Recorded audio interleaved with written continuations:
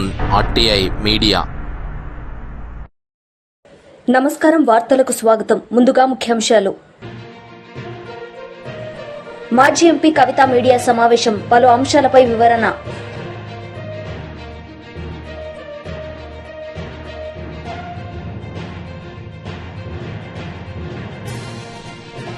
Biodiversity board chairman Neelayapalem Vijay Kumar media సమావేశం, పలు అంశాలపై వివరణ. మాజీ ఎంపీ కవిత మీడియా సమావేశం నిర్వహించారు. ఈ సందర్భంగా ఆమె మాట్లాడారు. అప్పులు తీసుకొని రావడం, ఖజానా మీద భారాన్ని పెంచడం, కానీ తెచ్చినటువంటి అప్పుతోనే ఒక్కటి కూడా పనికొచ్చేటటువంటి పని చేయకపోవడం అన్నది మనం గత 16 నెలలుగా చూస్తున్నటువంటి సందర్భం. అంతేకాకుండా మన రాష్ట్రానికి సంబంధించినటువంటి గౌరవ ముఖ్యమంత్రి గారు నిన్నగాక మొన్న మాట్లాడినటువంటి మాటలు కూడా మనందరం కూడా చూసినాం. తెలంగాణ ఆత్మగౌరవాన్ని కించపరిచే విధంగా, నేను ఒక రాష్ట్ర ముఖ్యమంత్రిగా ఎక్కడికి పోతున్నా నన్ను చెప్పుల దొంగను చూసినట్టు చూస్తున్నారని అంత నీచమైనటువంటి మాటలు, నిజంగా అట్లాంటి మాటలు చెప్పాలంటే ఇబ్బంది అనిపించినా ఆయన నోటి నుండి అట్లాంటి మాటలు వినడం అన్నది తెలంగాణ ప్రజలకు అవమానం. అది సీఎం చైర్కి అన్నది పక్కన పెడితే మనది అన్ని రాష్ట్రాల్లాగా కాదు. మనం ఆత్మగౌరవంతో పోరాటం చేసి 60 ఏళ్ళు సాధించుకున్నటువంటి రాష్ట్రం. అటువంటి రాష్ట్రాన్ని ఎంత గౌరవప్రదంగా మనం కాపాడుకుంటే అంత బాగుంటుంది. కానీ తెలంగాణ ఆత్మగౌరవాన్ని కించపరిచే విధంగా ముఖ్యమంత్రి గారు మాట్లాడడం బాధాకరం. అయితే ముఖ్యమంత్రి గారి మాటల వెనకాల ఆక్రోశము, బాధ వేరే ఉన్నది. ఏంది వేరేది? మొన్ననే మనం చూసినాం, 400 ఎకరాలు కంచగచ్చిబౌలి భూముల్ని కుదోబెట్టి 10,000 కోట్ల రూపాయలను అప్పుగా తీసుకొని రావడం జరిగింది. యావత్ ప్రపంచం ముందు తెలంగాణ పరువు తీసినటువంటి ఉదంతాన్ని కూడా చూసినాం.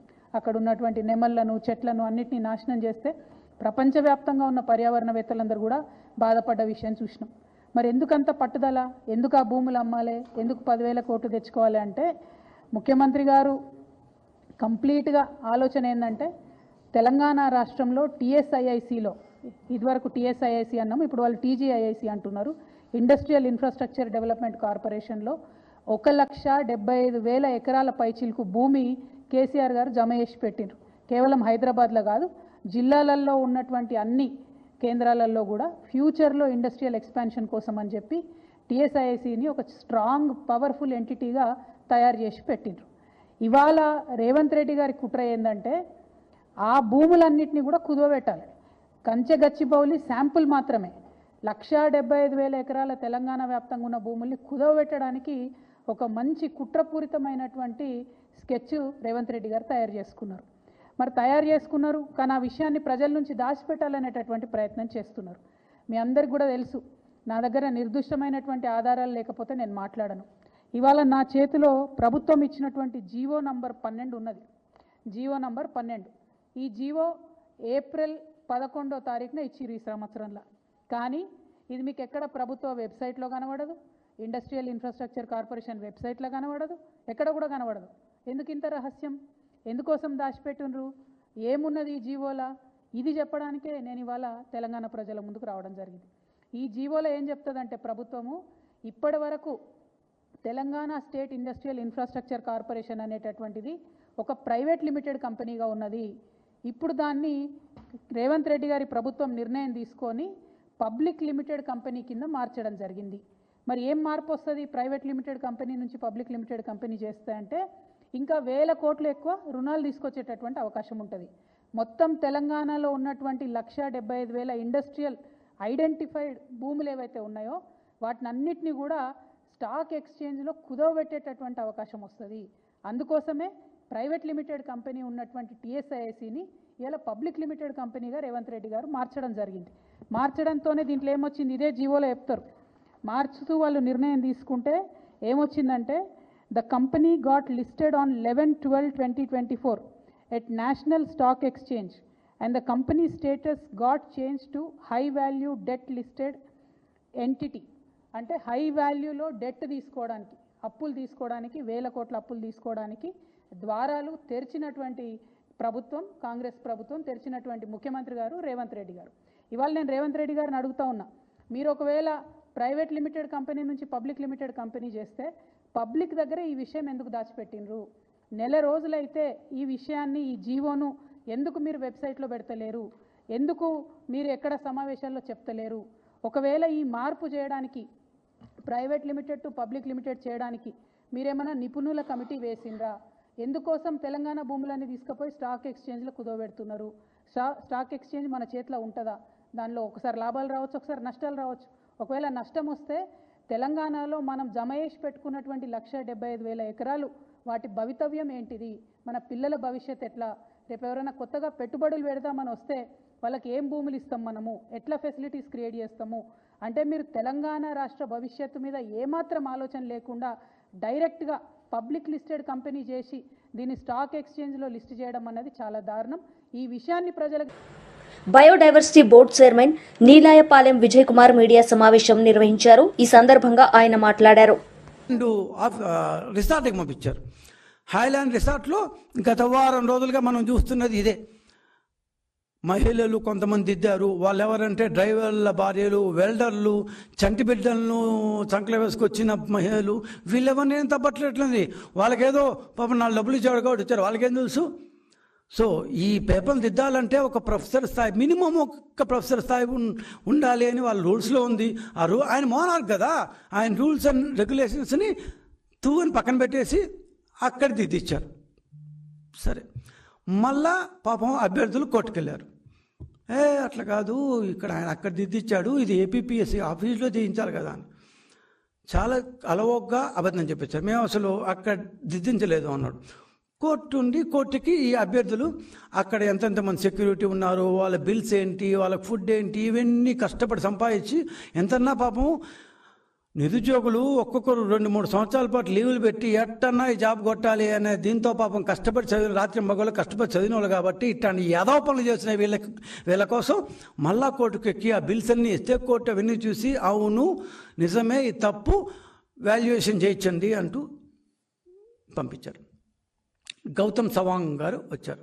ఇంకా ఏం చేయలేక అప్పటి గవర్నమెంటు ఈయన ట్రాన్స్ఫర్ చేసేసింది. ఎవరిని? పిఎస్ఆర్ ఆంజనేయులు గారిని. ఏమో మరీ బాగా దాని గొడవ అయిపోతుంది, వచ్చేసింది, ట్రాన్స్ఫర్ చేసింది. అరుణ్ కుమార్ అనే వ్యక్తిని అప్పటి కన్ఫర్డ్ ఐఏఎస్ ఉన్నారు, ఈ మధ్య రిటైర్ అయ్యారు. ఆయన సెక్రటరీగా గౌతమ్ సవాంగ్, అప్పుడు డీజీపీగా ఉన్న గౌతమ్ సవాంగ్, ఆయనతో ఏం గొడవలు వచ్చాయో పాపం ముద్దుగా, చాలా ముద్దుగా సవంగం అన్నా అని పిలుచుకునే జగన్మోహన్ రెడ్డి గారు ఆయన్ని ఏపీపీఎస్సీ చైర్మన్గా చేశారు. సరే, మేము అనుకున్నాం డీజీపీ కాకముందు బాగుండేవాడు, డీజీపీ అయిన కొంత అటు ఇటు ఉన్నా సర్లే పాపం ఏపీపీఎస్సీలో బాగానే ఉంటాలే అనుకున్నాం. ఇక్కడి నుంచి స్టార్ట్ అయిందండి అసలు డ్రామా. హైలాండ్ సర్కస్సు పిఎస్ఆర్ ఆంజనేయులు చేస్తే ఆ తర్వాత దాన్ని సవాంగ్ గారు నడిపించారు. ఏం చేశారు? ఆయన ఏపీపీఎస్సీ ఆఫీస్లో డిజిటల్ ఎవాల్యుయేషన్ కూడా మామూలుగా ఫిజికల్ ఎవాల్యుయేషన్ చేయించి రిజల్ట్స్ కూడా ప్రకటించారు. ఓకే, రిజల్ట్స్ ప్రకటించినప్పుడు ఇంతకుముందు ఫస్ట్ టైం ఎవాల్యుయేషన్ చేశామంటూ చెప్పిన రిజల్ట్స్ కంటే పిఎస్ఆర్ ఆంజనేయులు గారి డిజిటల్ ఎవాల్యుయేషన్లో వచ్చిన ఫలితాలకి ఈయన సవాంగ్ గారు చేసిన ఫిజికల్ ఎవాల్యుయేషన్ దీంట్లో మూల్యాంకనంలో వచ్చిన ఫలితాలకి దాదాపు 62% తేడా వచ్చింది. 62%. అంటే 202 మంది లాస్ట్ టైం ఫస్ట్ ఎవాల్యుయేషన్లో మెయిన్స్ క్వాలిఫై అయితే దీంట్లో ఆ 200 మంది కనిపించలేదు, వేరే వాళ్ళు వచ్చారు. ఇంతే, 1-2 ముగ్గురు రావచ్చు, ఒక 5 మార్కులు అటు ఇటు రావచ్చు. మొత్తానికి మనుషులే అంటే అభ్యర్థులే, వాళ్ళకి జాతకాలే పూర్తిగా 202 మంది అంటే 62% ఎట్లా మారిపోతాయి? పాపం అభ్యర్థులు మళ్ళా కోర్టుకెళ్ళారు. వీళ్ళ బతుకంతా పాపం కోర్టుకెళ్ళే సరిపోయింది. మళ్ళా కోర్టుకెళ్ళారు. సరే, మళ్ళా కోర్టుకెళ్ళినప్పుడు ఈ యొక్క దీంట్లో చైర్మన్ గారు కోర్టుకెళ్ళారు. కోర్టు ఏమని చెప్పిందంటే, మిస్టర్ సవాంగ్, మేము ఏపీపీఎస్సీ వాళ్ళకి చెప్పింది ఏంటి? ఒక్కసారి ఎవాల్యుయేషన్ చేయించమన్నాం, ఫిజికల్ ఎవాల్యుయేషన్. మీరు 2 సార్లు ఎందుకు చేయించారు? ఫస్ట్ టైం డిజిటల్ ఎవాల్యుయేషన్ చేశారు, second time highlight. BJP leader media సమావేశం నిర్వహించారు. ఈ సందర్భంగా ఆయన మాట్లాడారు. కాంగ్రెస్ పార్టీ నాయకులు పిచ్చిగా, అసభ్యకరంగా, వ్యక్తిగత దూషణతో మాట్లాడడాన్ని భారతీయ జనతా పార్టీ తీవ్రంగా ఖండిస్తూ ఉంది. మొన్న జరిగినటువంటి సమావేశంలో, ఇది ప్రెస్ మీట్ కాదు, జనరల్గా అక్కడ ఉన్నటువంటి బాజ్పల్లి, మేడ్చల్ జిల్లా నిజాంపేట మున్సిపల్ కార్పొరేషన్ పరిధిలో ఉన్నటువంటి బాచిపల్లిలో మేడికుంట చెరువు మేడికుంట ఏదైతే ఉందో ఆ మేడికుంటకు సంబంధించినటువంటి ఎఫ్టీఎల్లో 2 అపార్ట్మెంట్లు ఒక కమ్యూనిటీ హాల్ వస్తుందని ఎంఆర్ఓ నోటీస్ ఇవ్వటం జరిగింది. ఆ యొక్క నోటీసు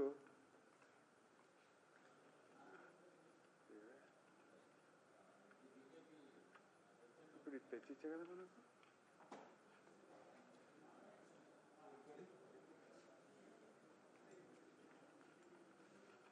అయ్యో నోటీస్ ఇచ్చే కదా ఏమైంది?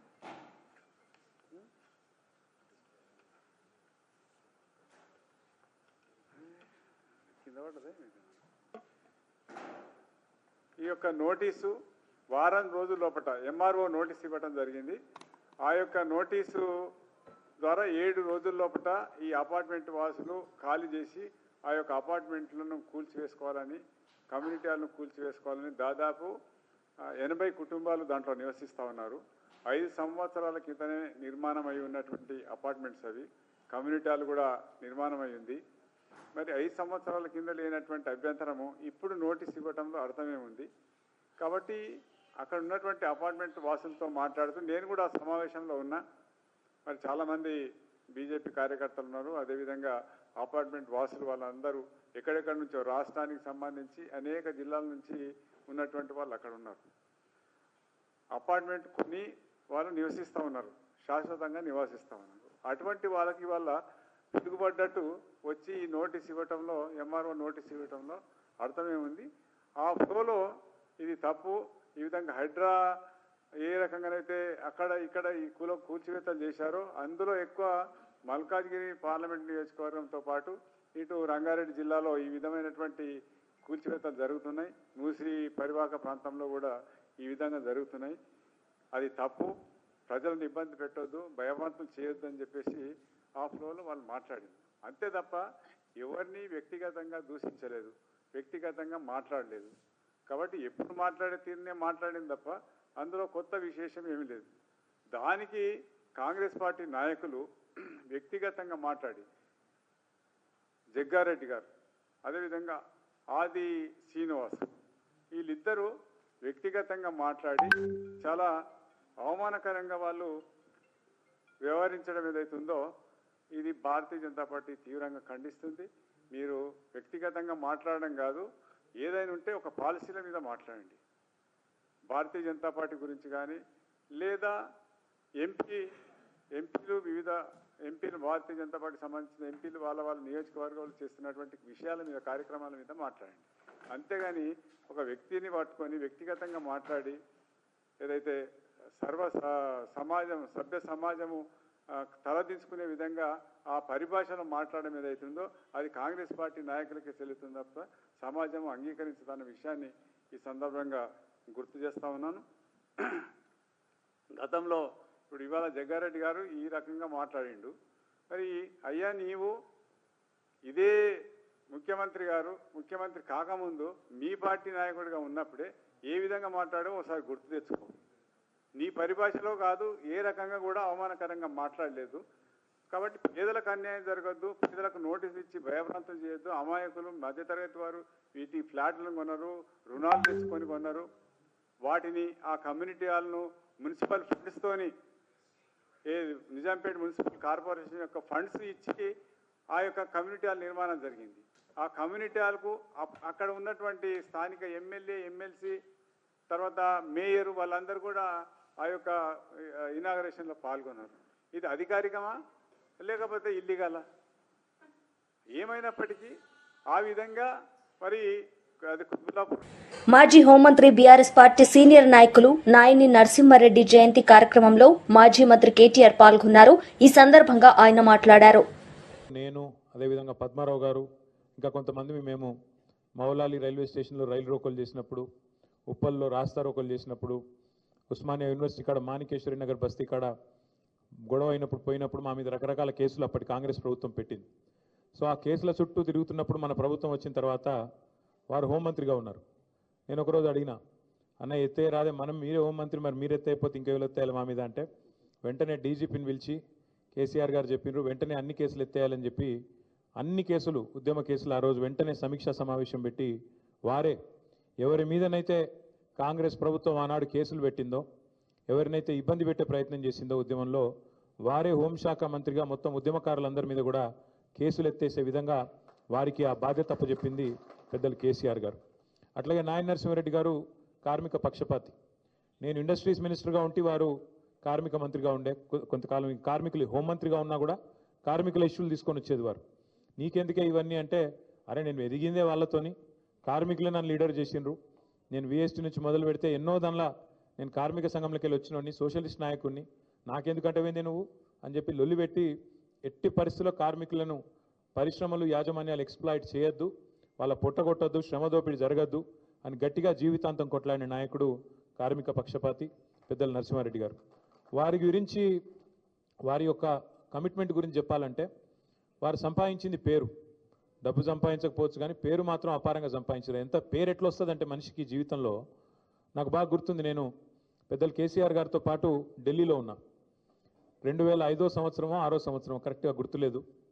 ఆ రోజు ఇక్కడ కాంగ్రెస్ పార్టీ ఇంకా తెలంగాణలో మనకు తెలంగాణ రాష్ట్రం ఇచ్చే పరిస్థితి లేదు. ఉమ్మడి ఆంధ్రప్రదేశ్లో మన వాళ్ళు ఏదైతే ప్రభుత్వంలో 6 మంత్రులు ఉన్నారో అందులో నరసింహారెడ్డి గారిని ప్రత్యేకంగా అప్పటి ముఖ్యమంత్రి రాజశేఖర రెడ్డి గారు కడప జిల్లాకే ఇన్ఛార్జ్ మంత్రిగా వేసుకున్నాడు. ఆయన మా జిల్లా నా సొంత జిల్లా ముఖ్యమంత్రి జిల్లాకి మీరే ఇన్ఛార్జ్ మినిస్టర్ ఉండాలని చెప్పి ఆయన ఇన్ఛార్జ్ మినిస్టర్గా కూడా రాజశేఖర రెడ్డి గారు నియమించుకున్నారు. అంత ప్రాధాన్యత ఇచ్చేది ఆయన కూడా. అయితే నాయన నరసింహారెడ్డి గారు ఆనాడు అమెరికా టూర్లో ఉన్నారు. పార్టీ ఒక నిర్ణయం తీసుకొని 6 మంత్రులు రాజీనామా చేయాలి, మనం కేంద్ర ప్రభుత్వానికి నిరసన చెప్పాలి, యూపీఏ ప్రభుత్వానికి కాంగ్రెస్ చేస్తున్న మోసానికి వ్యతిరేకంగా తెలంగాణ ప్రజలకు మనం మళ్ళొక్కసారి పదవులు త్యాగం చేసి ప్రజల దగ్గరికి పోవాలని నిర్ణయం తీసుకున్నప్పుడు 6 మంత్రివర్గంలో మన వాళ్ళు ఉన్నారు, టీఆర్ఎస్ వాళ్ళు ఉంటే 5 ఇక్కడ హైదరాబాద్లో తెలంగాణలో ఉండే, ఒకే ఒక్క నాయన నరసింహారెడ్డి గారు మాత్రం విదేశాల్లో ఉండే ఆ రోజు. కానీ పార్టీ నిర్ణయం తీసుకున్నది నరసన్న మీరు రాజీనామా చేయాలని చెప్పి వారికి ఫోన్లో సమాచారం అందిస్తే మీరు నేను చెప్పేది నమ్మరు, ఇవాళ రోజుల్లో రాజకీయాల్లో అట్లాంటి పరిస్థితులు చాలా అరుదు. ఒక మంత్రి పదవి ఇచ్చిపెట్టాలంటే అలకట్ ముచ్చట కాదు. అట్లాంటిది నరసింహారెడ్డి గారు అక్కడ మనం ఇక్కడ అర్ధరాత్రి ఫోన్ చేస్తే సొంత దస్తూరితోని అది కూడా లేకుండా కంప్యూటర్ లేకుండా ఇంకోటి లేకుండా సొంత దస్తూరితో తెలుగులో నేను నా మంత్రి పదవికి రాజీనామా చేస్తున్నా అని స్వదస్తూరితో చేతిరాతతో రాసి ఎక్కడికి పంపించాలి నేనని చెప్పి ఆ హోటల్లో ఫ్యాక్స్ మెషిన్ ఉంటే ఆ ఫ్యాక్స్ మెషిన్ పట్టుకొని రాజ్భవన్కు ముఖ్యమంత్రికి ఇద్దరికి వెంటనే ఫ్యాక్స్ చేసి మన పార్టీ ఆఫీస్కి ఇంకొక కాపీ ఫ్యాక్స్ చేసి అన్నా నువ్వు చెప్పినావు, కేసీఆర్ గారికి ఫోన్ చేసి అన్నా నువ్వు చెప్పినావు, ఇగో నేను 5 నిమిషాల్లో రాజీనామా చేసిన అని చెప్పి అమెరికాలో ఉంటే కూడా వెంటనే 5 సెకండ్లు కూడా ఆలోచించకుండా మంత్రి పదవిని అట్లా తీసి పారేసిండు నాయన నరసింహారెడ్డి గారు. అంటే అంత గొప్ప వ్యక్తి. సోషలిస్ట్ ఉద్యమంలో, కార్మిక ఉద్యమంలో, తెలంగాణ ఉద్యమంలో ఒక ఉద్యమ నాయకుడిగా ఒక ఉద్యమ బిడ్డగా ఎదిగిన వ్యక్తి నాయన నరసింహారెడ్డి గారు. ఆనాడు 2001 సంవత్సరంలో పార్టీ పెట్టిన తర్వాత హైదరాబాద్లో మేయర్ ఎన్నికలు కొట్లాడాలన్నప్పుడు జీహెచ్ఎంసీ వైఎస్ఆర్సీపీ లీడర్ సాకే శైలజానాథ్ మీడియా సమావేశం నిర్వహించారు. ఈ సందర్భంగా ఆయన మాట్లాడారు. ఒక మాట చెప్పాలనుకుంటా ఉన్నాం ఈ కూటమి ప్రభుత్వానికి. అయ్యా, సంక్షేమ రంగంలో కానీ అభివృద్ధి రంగంలో కానీ మీరు ఒక్క అడుగు కూడా ముందుకు పోలేదు. ఇచ్చిన మాట దగ్గరలో కూడా లేరు. ప్రజల్ని మభ్యపెట్టే మాటలే, ప్రజల్ని ఊరిస్తూ డబ్బుల్ని ప్రభుత్వ ఖజానాకు మిగిల్చుకుంటున్నారు అనేది ప్రజల యొక్క అభిప్రాయం, మాలాంటి వాళ్ళ ఆవేదన. సంవత్సరం అయిపోతూ ఉంది. మీరు అనుకుంటా ఉన్నారు మమ్మల్ని ఎవరూ గమనించడం లేదులే మేము చెప్పిన మాటలకి. ఎందుకంటే మీరు దగ్గర అనేకమైన ఎన్డీఏ కూటమి దగ్గర అనేకమైన ప్రసార మాధ్యమాలు ఉంటాయి.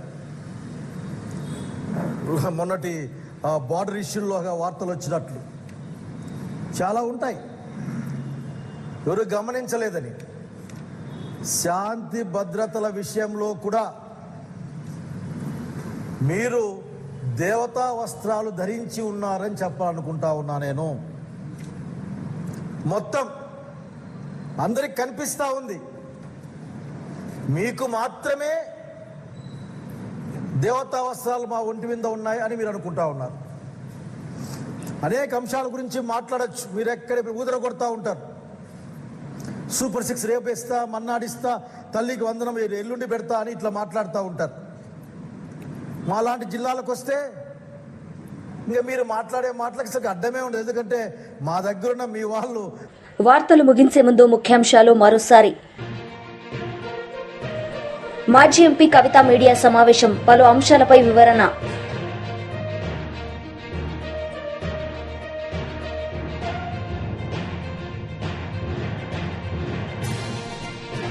Biodiversity board chairman Neelayipalem Vijay Kumar media సమావేశం, పలు అంశాలపై వివరణ. ఈ వార్తలు ఇంతటితో సమాప్తం. తిరిగి ప్రసారమయ్యే వార్తల్లో మళ్ళీ కలుద్దాం. అంతవరకు సెలవు. నమస్తే.